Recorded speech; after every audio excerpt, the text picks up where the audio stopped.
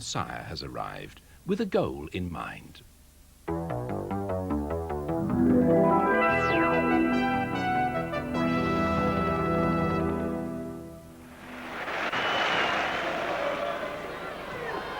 Martin Allen. Oh, great strike! Early this season, Queen's Park Rangers were top of the First Division with several impressive wins behind them, a record you could hardly expect to improve on.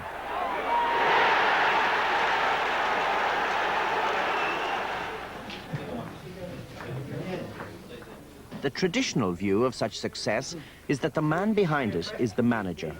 After all, it's the manager who does the thinking and the talking. The players are expected simply to keep fit and to deliver what he asks of them. One thing, Paul, is right, who's coming into the box at M3, he's your man, right?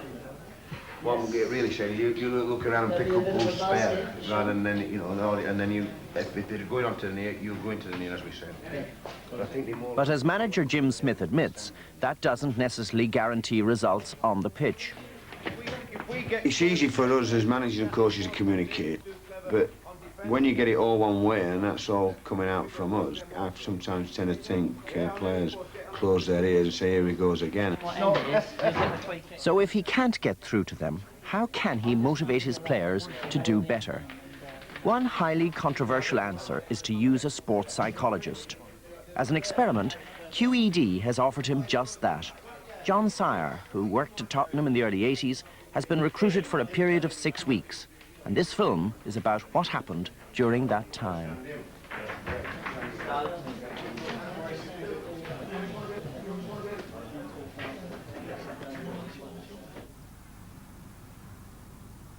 John Sire's first task is to make the players actively want what he has to offer.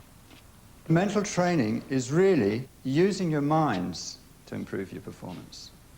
Our minds always affect our performance anyway. That's why some days you play brilliant, and some days, even though you're equally fit, there's something going on inside that means that you play less well.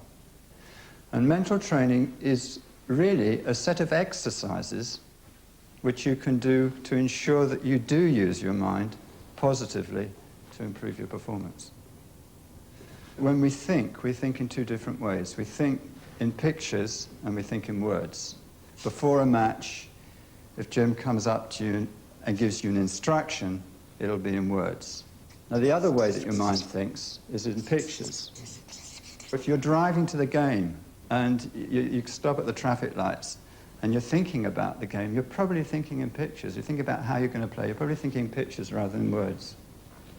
Now, because our mind works that way, it's easy for me to describe the mental training exercises, to group them as those which are mainly concerned with words and those that are mainly concerned with pictures. Okay, I think we'll go on to the... The first exercise is to fill in a questionnaire, not something footballers are used to doing, but its aim is to help them discover for themselves the strengths and weaknesses of their game. Okay, so this is technical skills, and I want you to rate how good you are out of 10 at each of the skills.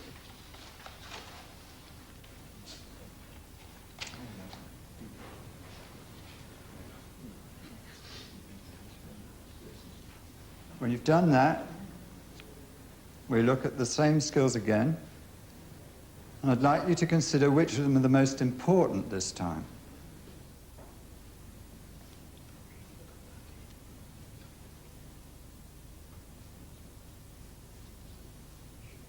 Right now, I'd like you to take the first figure away from the figure in the second column and put the answer in the third. Since the first column shows how good they are at a particular skill, and the second how good they need to be, the results in the third column will highlight their areas of weakness, with the biggest figure indicating the one which most needs working on. Now, you've come up with one skill which you feel you might usefully work on and improve. I'd like you to put your papers under the chair and then sit back, and I'm going to ask you to close your eyes, okay? So, close your eyes, and with your eyes closed, first of all, just notice what you're feeling. If you take a deeper breath, as you breathe easily, Imagine that the tension is draining away from your shoulders, through your arms, and away through your hands and fingers. And imagine any tension. This next exercise is designed to help the players to improve the skill they've identified by thinking in pictures. I'd like you to go back in your mind to the match where you were playing that particular skill well. I'd like you to think of one moment in that game when you performed the skill well.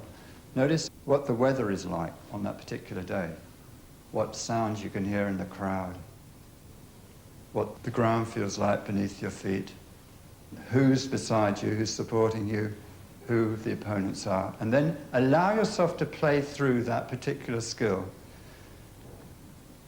so that there's some build-up, that you play the skill, and there's a result. And then keeping your eye closed, go back again to the beginning and play it through again. Okay, when you've finished, when you've done that the third time, you can open your eyes. And the first thing I say, really, it's fine that you're laughing. The most normal reaction to doing something strange is to laugh. But if you were to spend 5 minutes each night at home rehearsing this skill, not in a group like this, you will find that this skill will improve. How many people could, in fact, recall the particular skill, yourself doing the skill well? Could you just say, yeah, you could. What's your reactions to all of it? As long as it doesn't take over, I mean, you can start thinking about it too much and forget about all the rest of it. I mean, you can come off a pitch and go through your brain every day and every night, and you can keep thinking about all these different things that you're not doing right. And you could be all night and all day thinking about it, but sometimes it's best just to forget it all and just get on with it, you know? Thinking about pictures in the mind. I do that. Like, I find when I go to bed of an evening, that I think a lot about it. I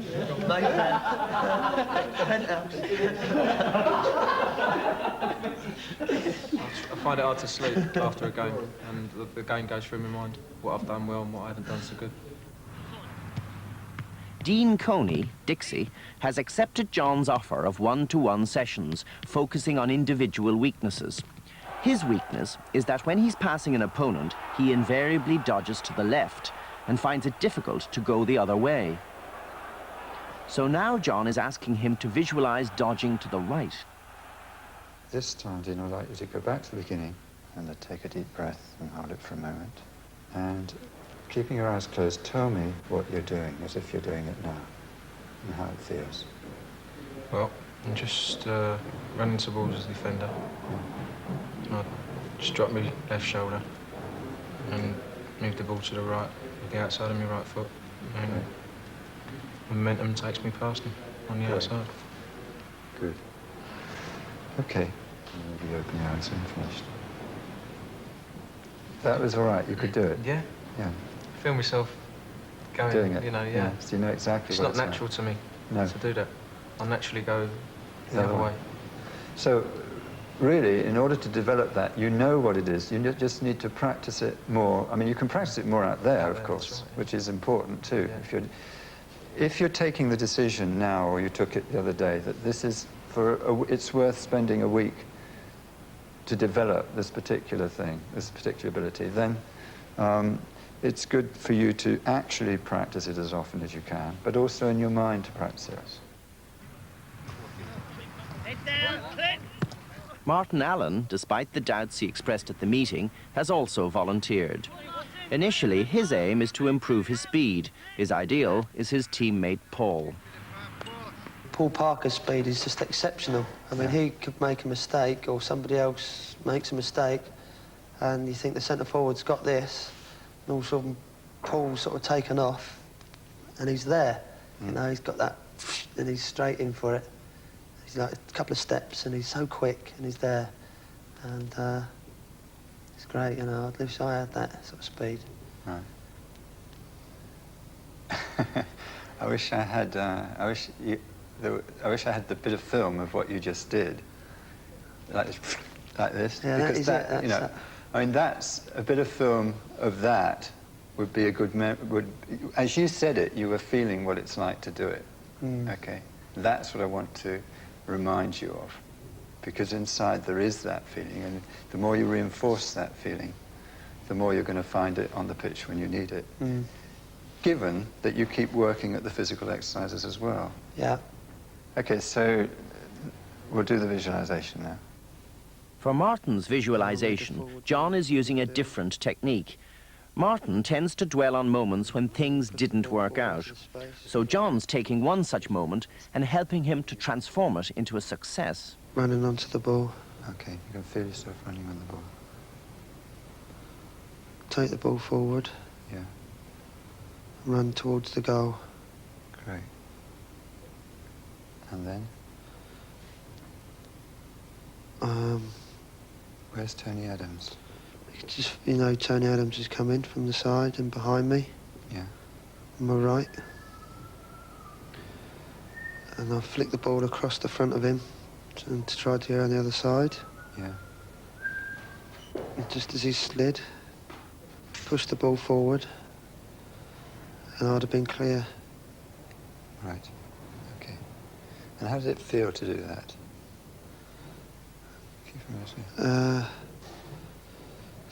It just felt, it would have felt good. Yeah. Good. All right.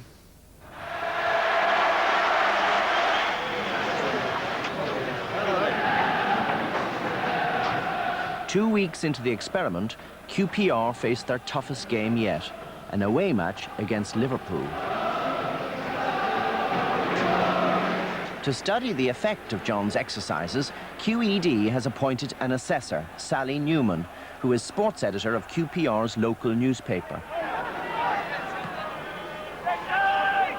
Here's Dean Coney. Allen. Martin Allen's aim is to improve his speed. According to Sally Newman, in this game he has certainly been fast enough to win most of his tackles. What's more, quite often when he had the ball, he'd win a tackle and another player would be straight onto him and he'd still fight through. Dean Coney's aim is to dodge to the right, but today he's had little opportunity to even try it. Dean Coney had a difficult job. He was up against Alan Hansen, mostly in the air, and he didn't win many balls. He had very little ground possession at all. In fact, the whole team found themselves under more and more pressure as the game went on. The final result was a 4-0 win for Liverpool. He's got Beardsley going to his left, but still Bonds. That's a fabulous individual goal.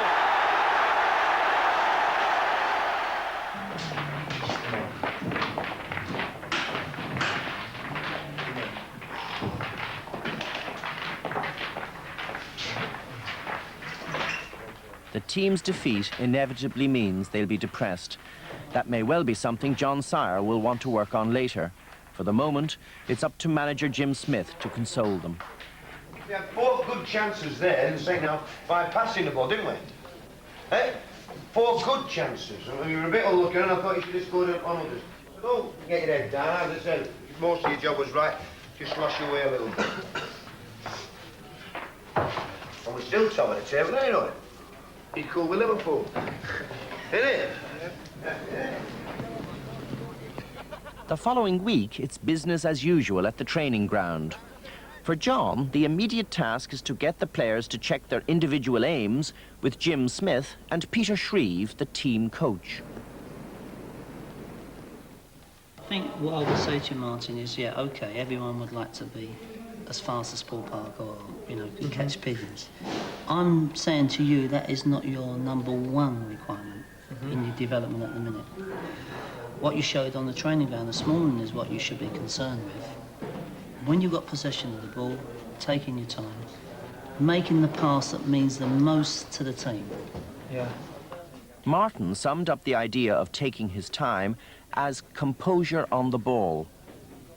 In his new visualization, it's that composure which allows him to score.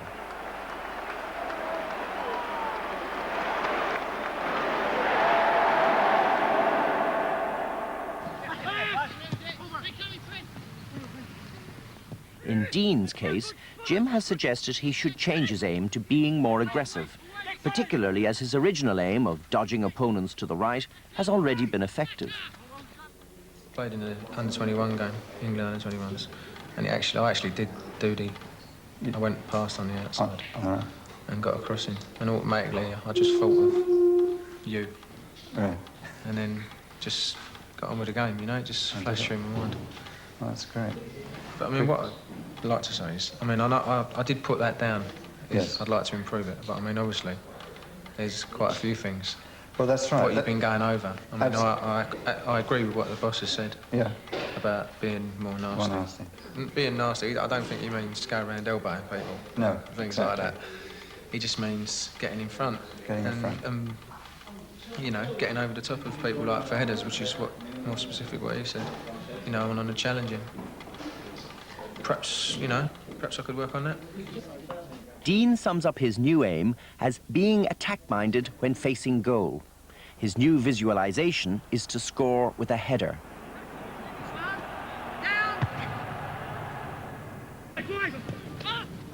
In the reality of the Football League, goals are harder to come by.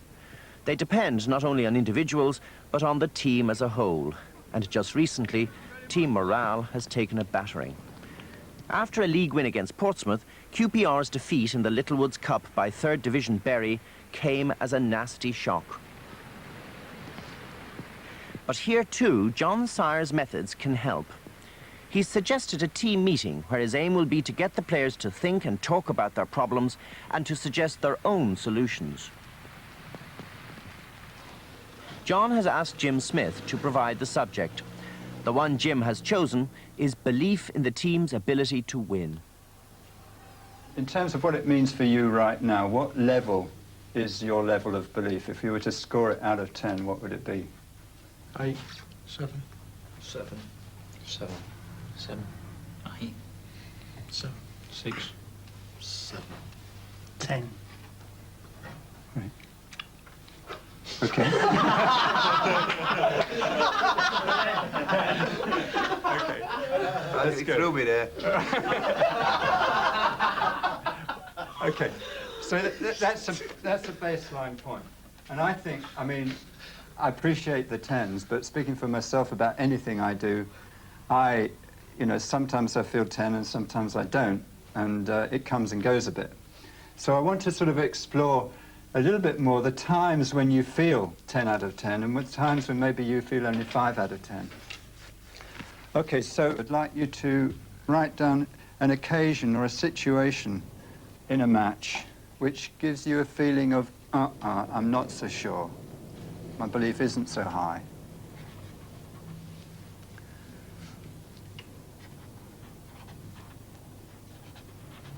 When you've all finished, I want you to, how many are we, 13, 14? Could you count off to 7? Like 1, say, call out the numbers. John, if you call out the number 1. 1, 2, 3, 4, 5, 6, 7. And then, 8. no, you go 1 again. Okay. 2, 3, 4, 5, 6, 7. Okay, so would you find the person who's the same number of you as you, take your chair, break up the circle. You've got 5 minutes with your partner, just discussing what you've written down and listening to what he's got written down. What makes things go wrong with it? Now he's got them talking, John wants each pair to decide which situations undermine their belief so that he can draw up a full list for the whole team. We seem to just run out of ideas. If you look at these for the moment and see which of these are very specific that you feel you might be able to do something about, which do you think are most important? Can you choose 3? Put a mark like this against the 3 that you find most important.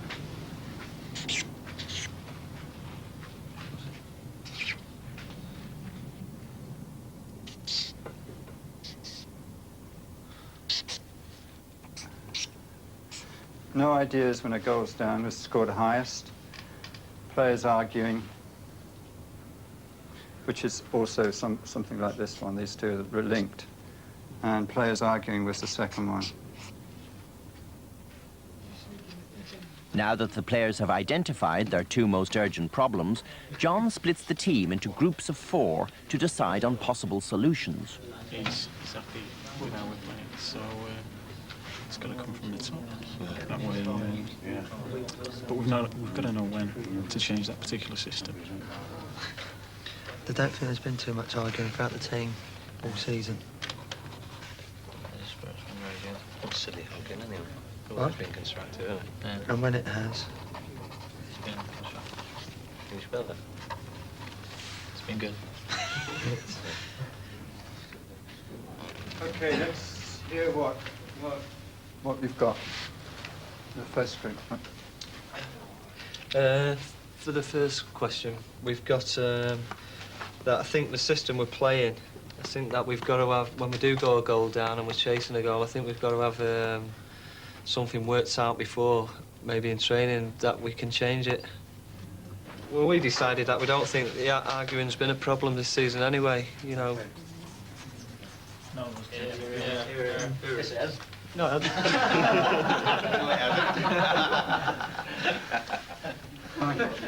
We felt that conceding a goal against Pompey, we seemed to have a mental block about creating chances. So, did you come up with an idea as to how to... Well, I think us as defenders, we feel as though we've got to be patient. Yeah, okay. And keep passing rather than throwing caution to the wind. Out of this, we've got... I mean, one thing that was very specific was, well, maybe we should plan a bit more in training for being a goal down. I don't know what you'd think about that. It's a bit negative. But I mean, to have a plan... They're right. I think that is a fair point. I think you've got to... No, I think it was our intention to do that today because, we had that against Bury, but then we had 3 players, who was unfit and unwell. We wasn't able to do what we'd intended, Budge. But, I mean, it's right. If you want something in training put on for you, then it's your job to come and see me and the boss and say, look, this is what I feel, this is what we feel. It's a team game. We're part of the team as well. By providing the players with the opportunity to talk more openly in an organised setting, John's beginning to open up the two-way communication that Jim wants.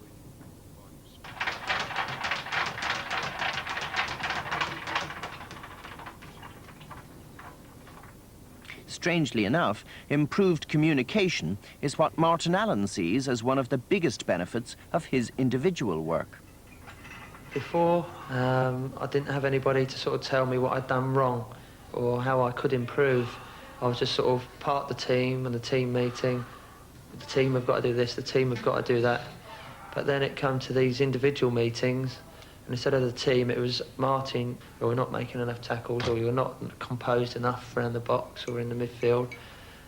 And so it's made me think more about that on a personal thing. To reinforce his individual aims, Martin has put up pictures and slogans as constant reminders of what they are. But doing the visualisation has been more of a challenge. I do find the visualisation hard to do, the way you just sort of sit down and you let it drain all through your body, and you think about this goal and then if you scored it. Because I think I do visualise things anyway, in my own sort of way. And so now to sit down and do it all through the week is a bit different for me. The purpose of Martin's visualisation is to help him develop his composure on the ball.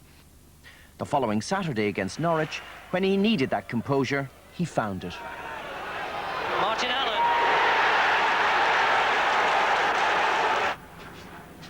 Martin's goal meant that QPR drew against Norwich, as they did in their next match against Watford.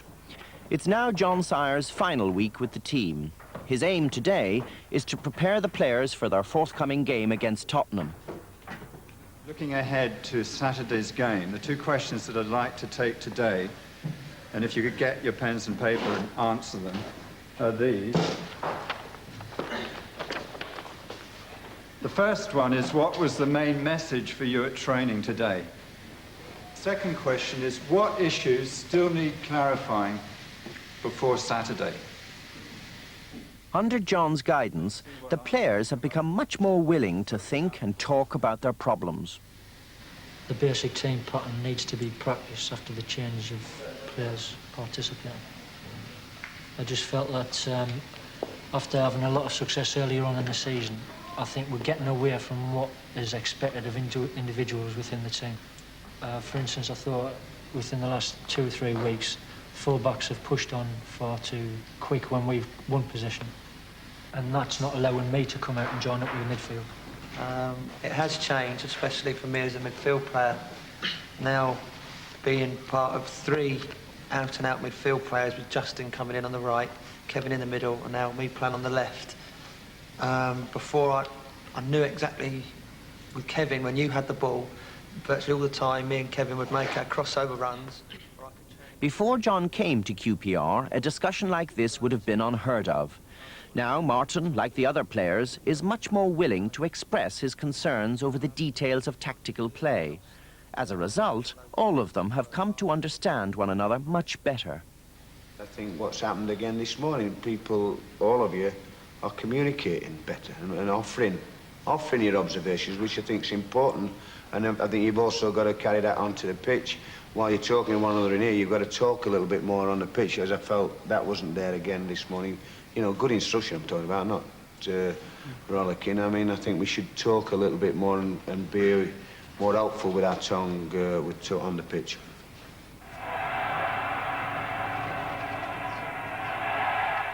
The team is on its way to Tottenham.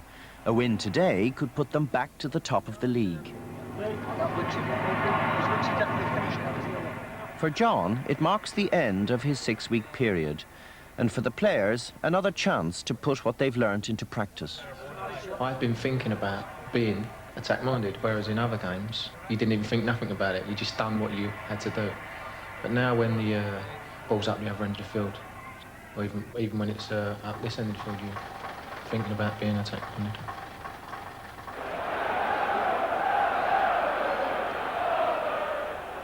Over the 6 weeks, our assessor, Sally Newman, feels that Martin and Dean have achieved their aims. Dean seems to be thinking ahead in terms of attack, even when he's in his own half. He's playing so that he can create chances for other players, and if chances fall to him, he knows what to do with them. There was one chance he certainly knew what to do with, a header, just as he had visualised.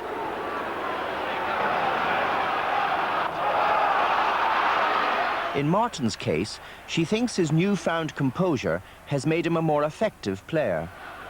Martin seems to have gained in confidence. The aggression which is always shown seems to have been channeled into attacking play much more over recent weeks.